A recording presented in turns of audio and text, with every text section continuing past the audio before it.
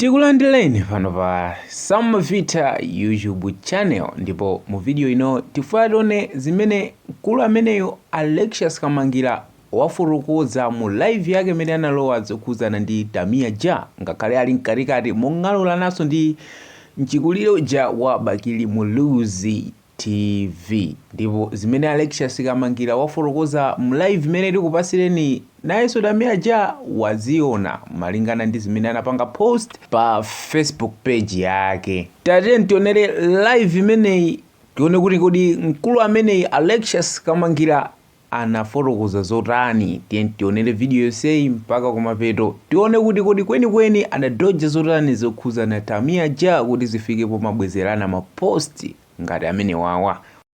And then, if you can't have rule of law, then you can't say you're fighting corruption. You can't fight corruption. This sana apitirize ndiyankhuleko mchichewa chifandifuna ndiyankhulani Tamia ja komanso ndi Bakili Muluzi amene wa ataundimva bwino mchichewa. Choyambirira nchonena kuti Tamia ja ndi mwana onena kuti ndikumuziwa kumene akuchokera, family yake ndikuiziwa, and life yake ndikuiziwa. Kuma nkhani ya pa public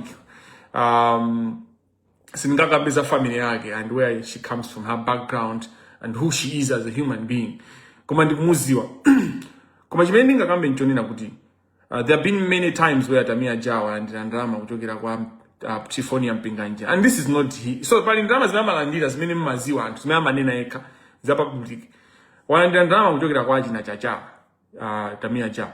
When you follow story ya Tamia ja, there's a connection ya Tamia ja and Bushiri. There are allegations actually which I'm waiting to prove, and I'm going to look into it. Kuti Tamia ja ndi Bushiri, Shepherd Bushiri are connected. You know how far connected they are, that's a different story. Now these people, my point is that in Tamia ja they benefit from the corruption. In fact, there's an allegation kuti many DPP imatulusidwa mu 2019. Do you remember mu 2020? Do you remember when there was an allegation of Daniel anali pa payroll? One of the people that were also mentioned in that allegation, which was never pursued for whatever reason, it was never pursued by the MCP government. They never pursued kuti Daniel anali pa payroll. Koma Daniel sanali eka pa payroll pamene pa jabo ngati anali pa payroll. Aina Tamia ja, there was an allegation that. So when I am making an allegation to which I don't have proof to, I mention that this is an allegation, and that's for a reason. Na iwala zoti ndikuyankhula ndi Tamia ja. Ndikakhauri ndikukamba zinthu zimene ineyo sina ndilibe umbono wake. Ndimanena kuti izi nzokumva ndinamva chonchi.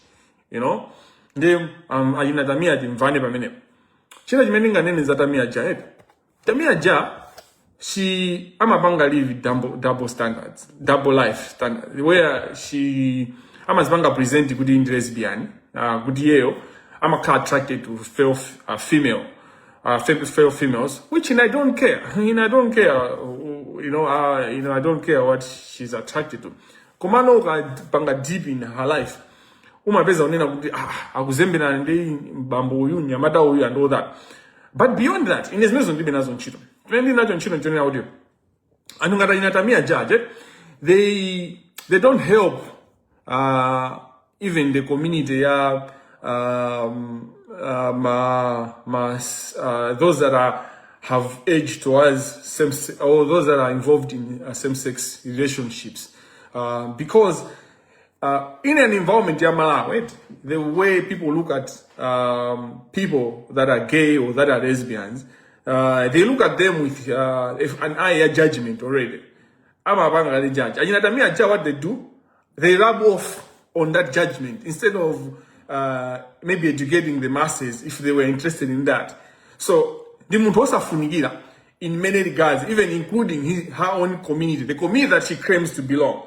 You know, why am I mentioning these things? I like to engage in enough now. These people can't do that. All they will do, Alexiuos, see lawyer. Alexiuos, the content creator. Okay. So what? I'm a content creator. So what? Why do you want to put boxes and limitations? Why? People are very scared of what they can't control. people are very scared of, especially systems. So kumalawi kuchako anthu azindikira unena kuti Alexiuos sangampange control. Alexiuos will do what he wants and how he wants it. Including and amene amafira ngati they follow me and they support me.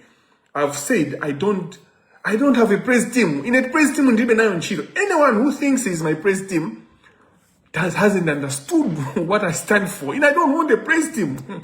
I don't want people that worship me or that. I want people that understand what I'm saying and act.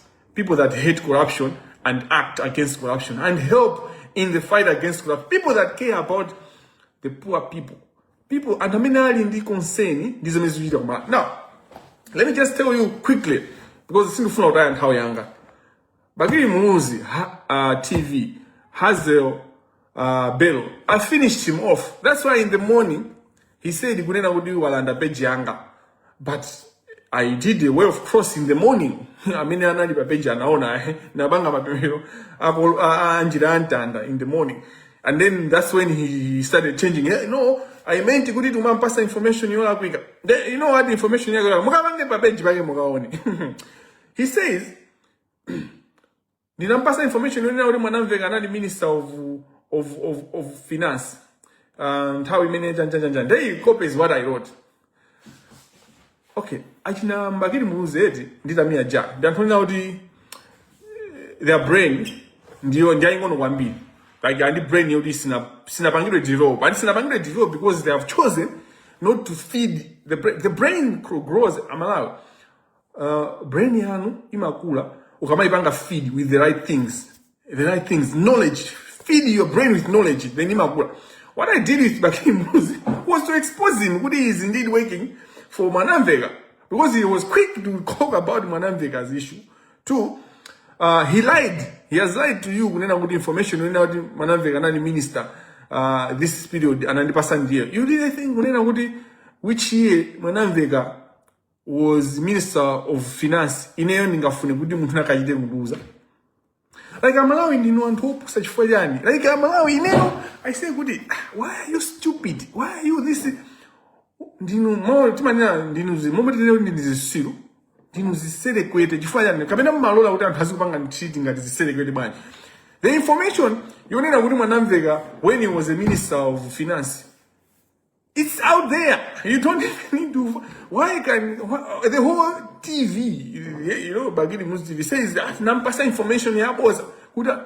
Are you serious? Alexiuos kamangira basi.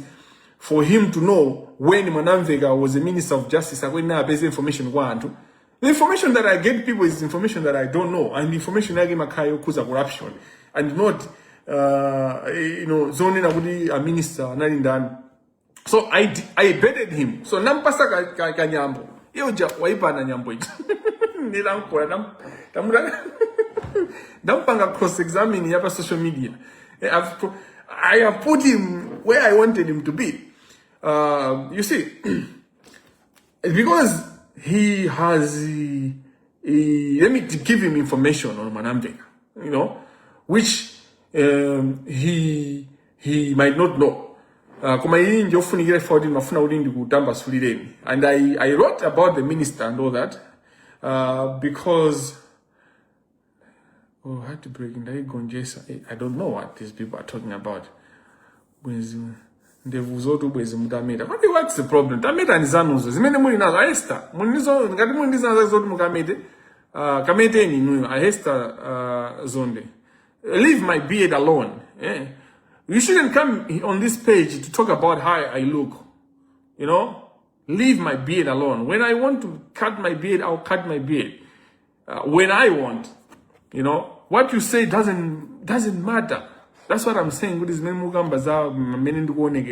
Doesn't matter because hey, you look nice, you're looking great and all that. So it's about how I feel and what it is. And this beard is a reflection of the status of the situation in Malawi. It's chaotic, The other day I was talking about organized chaos. Malawi, chaotic chaos. Like Chibwana, Chan Chombolin. The Manamvega ali pa heart ya Malis Hotel komanso anali pa heart ya MSB. This is how Mwanamveka was pa heart ya MSB. Choyambira nchonena kuti for many years Mwanamveka anali CEO wa MSB, you know, anali CEO wa MSB mpaka na 2010. Information imene mukhoza kukaipeza Malawi ngati mmaziwa research. Singabe mphe Tamia ja kapena Alexiuos bero kuti apange find out zimene for sa research. I think simbali yawo sangazi ziwe kuti angapange bwanji ndi mmene akupangira zinthu. Now kumene uja anapangako zake zachisawa Mwanamveka uja Jose Mwanamveka, as if that was not enough. Being anapezana na Musankhayo uja kukhala secretary to the treasury. So as secretary to the treasury, you are key because the government had a bank imene MSB inali ya boma. So ngati secretary to the treasury Mwanamveka ndamene apanga ma decisions. So ngongole zonse zija the bad dates that he gave, ngongole zonse ngongole za apita umbava amene anapanga ifa isinani ngongole zimene anampasa muli he stole ma billion a Malawi, and who helped him still